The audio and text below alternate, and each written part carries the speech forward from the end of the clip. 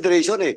Contempt and lifting of the contempt, it all depends on the actions of Pastor Quiboloy. Di ba? Yes, Your Honor. Iba yung That is interpretation. why Sa akin, as I said, Your Honor, we submit always to the discretion of the committee. And Mga kabayan, isa lang ito sa mga bahagi ng talakayan kahapon sa Kamara kung saan ay ginisa sa pagdinig ang abogado ng SMNI na si Atty. Topacio matapos mabigong dumalo sa hearing ang kanyang kliyente at founder ng Kingdom of Jesus Christ na si Pastor Apollo Quiboloy. etong case ni Pastor Quiboloy, hindi siya dumalo. He disrespect this committee. And yung question of legal excuse by attending this committee, okay, I will grant it to you, Attorney. Agad naman itong sinigundahan ng makabayan black na sina Franz Castro at Arlene Brosas na kilalang mortal na kaaway ng mga Duterte at ni Pastor Quiboloy kung saan ay itinuturing na salot ng lipunan dahil sa pagtatanggol di umano ng mga ito sa mga komunistang grupo na CPP, NPA. Dahil dito nagpasalamat si Castro kay Congressman Johnny Pimentel para ipag-utos ang pagkontempt sa nasabing pastor. Kaya kailangan niya talagang pumunta rito at hindi pwede yung sinasabing tatlo na magsasalita for him.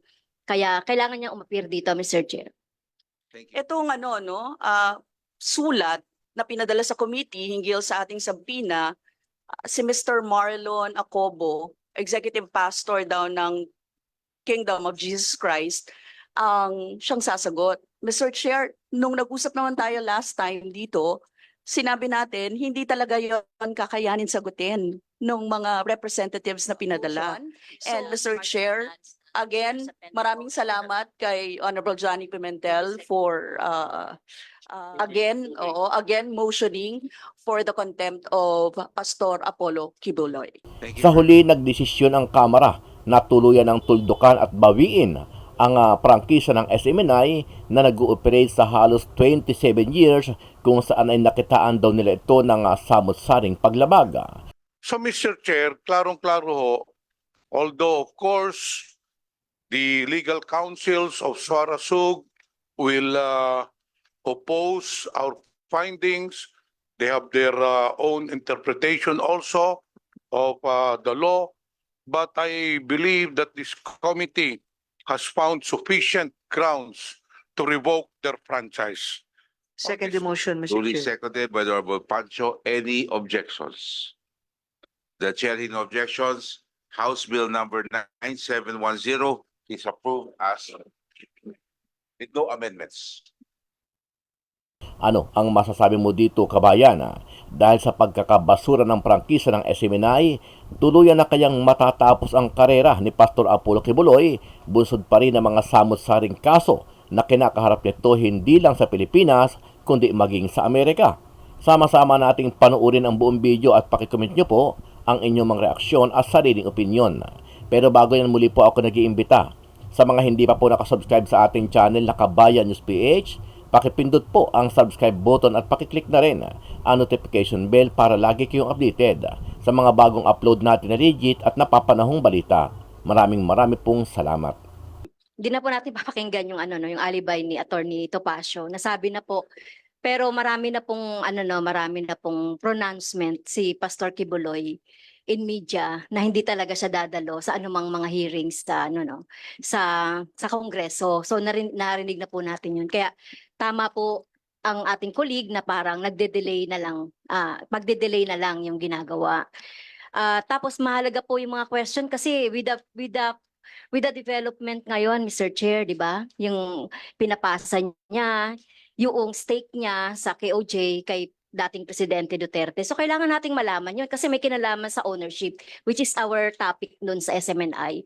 Kaya kailangan niya talagang pumunta rito at hindi pwede yung sinasabing tatlo na magsasalita for him. Kaya kailangan niya umapir dito, Mr. Chair. Thank you. The Honorable Judas Sidre. The Honorable Karap. Anyway, binuksan na rin yan ni Atty. Topacio. Anyway, Yes, iba Your Honor. kasi yung circumstances with regards to Senate and Ong. Kasi si Ong dumalo eh. He was not given due process. Etong case ni Pastor Quiboloy, hindi siya dumalo. He disrespect this committee. And yung question of legal excuse by attending this committee. Okay, I will grant it to you, attorney. I will grant it to you. But hindi ko sinasabi na tama ka. But we can also impose letter F. Undue interference. We can impose undue interference, not letter A. Well, Your Honor, as I said, we will always submit. Kaya nga kasi you defended it with our colleague here. Yes, Ayaw Your nga pag-usapan dapat eh. Sabi ko, gusto ko pag-usapan natin sa gilid eh, pati yung balag. Kasi you invoke Ong. In which the circumstances is different. Because Ong attended the hearing. Magkaiba yun, attorney, di ba? Yes, that's why I That's why, raised. attorney, ako ayop, we will end this debate with regards to your appeal. Ako nga, sabi ko nga eh, Opo. pwede naman yung reconsideration eh. Opo. Contempt and lifting of the contempt, it all depends on the actions of Pastor Quiboloy. Di ba? If he cooperates with this committee, then so good. We can lift that, that contempt. But if you will invoke those jurisprudence, wala tayong, yun na nga yung Ong eh. Yes, Your Honor. Iba yung interpretation. That is why sa akin. As I said, Your Honor, we submit always to the discretion of the committee. And there is really no desire on the part of this representation to debate. We're just stating what we feel to be the rights of my client, as it is my duty and obligation as his lawyer, Your Honor. We have no quarrel with the committee. As I've said, the committee will do what it has to do under the rules. We just want to make this humble appeal, Your Honors. That is all. Attorney Tapasio, can I just ask, Yes, Your Honor. why does the good pastor refuse to come? To be candid, Your Honor, to this committee, he is apprehensive that his rights may not be respected because of the frenzy surrounding the investigation, Your Honor. And besides, Your Honor, he said that if they ask me and I do not know, there are other people who know about the information, then it might be futile for me to appear before the committee. I think that's the very problem, Attorney Tapasio. He's assuming something that has not yet happened. See documents that were submitted to the Committee on Franchise. So how can that obligation be passed on to them? So again, I'm asking, on numerous times that he has been invited, why does he not come? If I may respond to that, Mr. Chair? May I respond, Mr. Yes, Chair? please, Your Honor, that is why precisely we are asking for a general, not a detailed line of questioning, but just the general questions under Ermita, Your Honor. I think we're treading on very dangerous waters because this will be setting a precedent to future hearings that will happen in the House.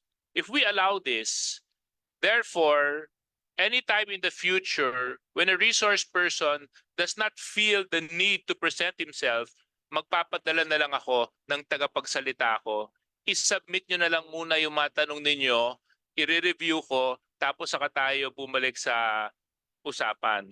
That's a very dangerous precedent to set, Mr. Chair. Because once we allow that, therefore all committees will allow that. Therefore, all committees will allow resource persons not to present themselves. Therefore, all committees will allow advanced questions to be forwarded to resource persons before coming to the committees. And that destroys the very nature and essence of having committee hearings.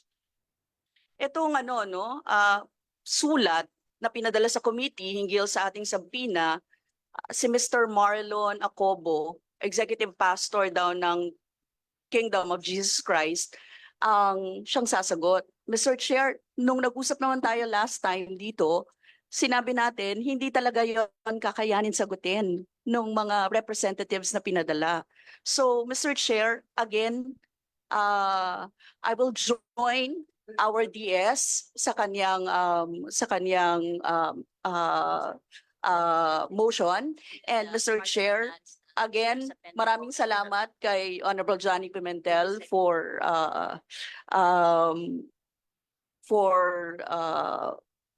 again motioning for the contempt of Pastor Apollo Quiboloy. It is very clear that in the life of their franchise, they should offer to Filipino citizens at least 30% of its outstanding stock. However, for the past 29 years on which they have been operating, not a single stock has been offered to Filipino citizens. And lastly, Section 12, which is the reportorial requirement. So, Mr. Chair, klarong-klaro ho, although of course, the legal counsels of SARA SUG will oppose our findings. They have their own interpretation also of the law. But I believe that this committee has found sufficient grounds to revoke their franchise. On this note, Mr. Chair, this representation would like to move for the approval of House Bill number 9710, an act revoking the legislative franchise granted to Suarasug Media Corporation. So move, Mr. Chair. There's a motion. Approval of House Bill 9710. Any second? Second the motion, Mr. Duly Chair. seconded by the Honorable Pancho. Any objections? The chair in objections, House Bill number 9710 is approved as with no amendments.